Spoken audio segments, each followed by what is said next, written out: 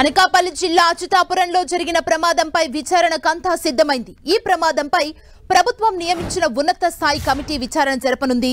ప్రమాదానికి గల కారణాలు, ఫ్యాక్టరీలో భద్రతా ప్రమాణాలపై ఈ కమిటీ ఎంక్వైరీ చేయనుంది. ఎసెన్షియా ఫార్మా కంపెనీలో జరిగిన ప్రమాదంలో 17 మంది మృతి చెందారు.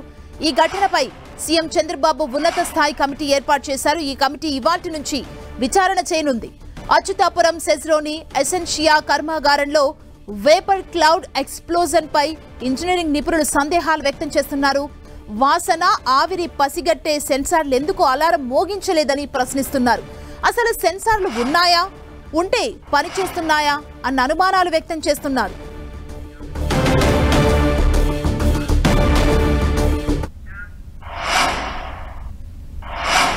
ఇదే అంశానికి సంబంధించి మరింత సమాచారం మా ప్రతినిధి జార్జ్ అందిస్తారు. జార్జ్,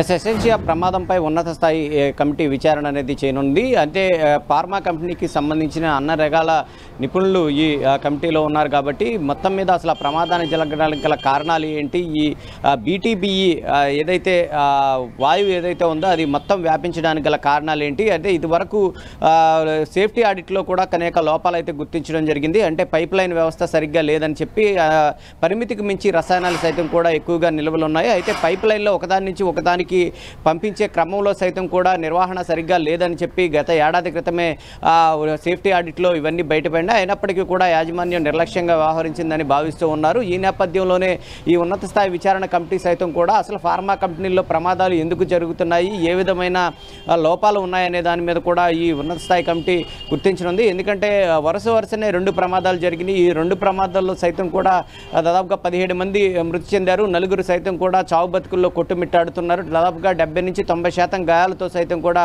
వాళ్ళు కొట్టుమిట్టాడుతున్న పరిస్థితుల్లో ఈ ఫార్మా కంపెనీలు అరికట్టేందుకు, ఈ ప్రమాదాలను కూడా నివారించేందుకు అయితే ఈ కమిటీ అయితే ఏర్పాటు చేశారు. ఈ కమిటీలో మొత్తం చూసుకున్నట్లయితే కనుక ఆ బీటీబీఈకి సంబంధించిన పేపర్ క్లౌడ్ ఏదైతే ఉందో ఆ బ్లాస్ట్ అవడానికి గల కారణం ఏమై ఉంటుందనేది కూడా వాళ్ళు విచారించనున్నారు. అయితే ఇప్పటికే చూసుకున్నట్లయితే కనుక ఎసెన్షియా కంపెనీలో ఇప్పటికీ చూసుకుంటే భయంకరమైన వాతావరణమే నెలకొని ఉంది. ఇప్పటికే కంపెనీని సైతం కూడా తాత్కాలికంగా మూసివేశారు. ప్రొడక్షన్ యూనిట్ ఏదైతే ఉందో, ఈ బ్లాస్ట్ అయిన ప్రొడక్షన్ యూనిట్ ఉందో దాన్ని కంప్లీట్గా మూసివేయడం జరిగింది. అసలు దాని లోపలికి వెళ్ళాలంటేనే కూడా భయాందోళనకు గురయ్యే పరిస్థితి నెలకొని ఉంది. ఎందుకంటే దాని లోపలికి వెళ్ళాలన్నా కూడా కటిక చీకటి నెలకొని ఉంది. చుట్టూ అంతా కూడా బయటకు కనిపించేది వేరు, కానీ లోపల చూసుకున్నట్లయితే కనుక శిథిలాలు ఇంకా అలాగే ఉన్నాయి. వాటిని తొలగించే ప్రక్రియ అయితే కొనసాగిస్తూ ఉన్నారు. అంతేకాకుండా ఆ కంపెనీ యొక్క బిల్డింగ్ ఏదైతే ఉందో, ఇప్పుడు బ్లాస్ట్ అయిన బిల్డింగ్ ఏదైతే ఉందో ఆ బ్లాస్ట్కి సంబంధించి ఎప్పుడు కూలుతుందో తెలియని పరిస్థితి నెలకొని ఉంది. దానికి సంబంధించి సివిల్ ఇంజనీర్ నిపుణుల బృందం సైతం కూడా అక్కడికి వచ్చిన తర్వాత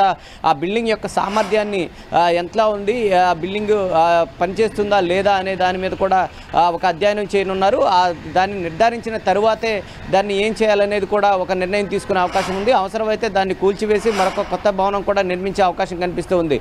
ఎందుకంటే అంతలాగా, అంటే ఆ బ్లాస్ట్ అయినప్పుడు మొత్తం అది 3 ఫ్లోర్ల వరకు కూడా వ్యాపించడం జరిగింది.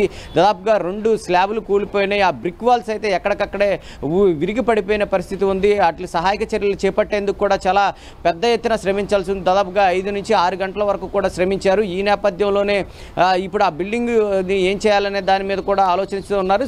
వీళ్ళు సివిల్ ఇంజనీర్ నిపుణుల బృందం వచ్చిన తర్వాత దానికి సంబంధించి ఆ బిల్డింగ్ని సైతం కూడా పరిశీలించనున్నారు. మరొక వైపు చూసుకున్నట్లయితే కనుక వివిధ ఆసుపత్రుల్లో దాదాపుగా 35 మంది వరకు కూడా చికిత్స పొందుతున్నారు. వారికి చికిత్స అనేది కొనసాగుతుంది. అయితే ఎక్స్గ్రేషియాకు సంబంధించి ప్రభుత్వం ప్రకటించిన విధంగానే 17 మంది మృతులకు ₹1 చొప్పున నష్టపరిహారం అయితే చెల్లించింది. అంతేకాకుండా క్షతగాత్రులు ఎవరైతే ఉన్నారో వారందరికీ కూడా నిన్న రాత్రి హోంమంత్రి సైతం కూడా వాళ్ళకందరూ ఈ చెక్కులు కూడా అందజేశారు. అయితే కొంతమందికి చెక్కులు అందరం వారికి సైతం కూడా నేరుగా వాళ్ళ అకౌంట్లోనే ఈ జమ చేస్తూ ఉన్నామని అనిత చెప్పారు.